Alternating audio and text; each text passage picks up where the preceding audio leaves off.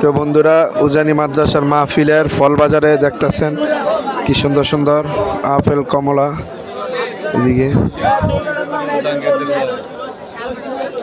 অসাধারণ ভিউ, কমলা, আঙ্গুর, আপেল।